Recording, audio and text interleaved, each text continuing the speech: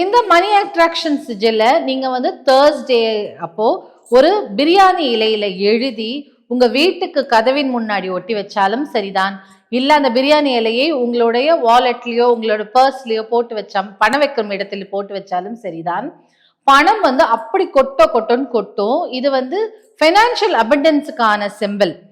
இந்த வீட்டுக்கு முன்னாடி நீங்க இதை கட்டி வச்சீங்கன்னா அந்த பிரியாணி இலையில ஒரு பிளாக் பென்னில் எழுதி இந்த சிம்பிளை வரைஞ்சு தேர்ஸ்டே அன்னைக்கு நீங்க கட்டி வச்சீங்கன்னா அந்த வீட்டுல எத்தனை பேர் இருக்காங்களோ அத்தனை பேருக்கும் அப்படி ஒரு ஃபைனான்சியல் லாபம் கிடைக்கும். ஃபைனான்சியல் அபண்டன்ஸ் சொல்றாங்கல்ல, அந்த மாதிரி பணம் மழை கொட்டக்கூடியதான சிம்பிள் தான் இது.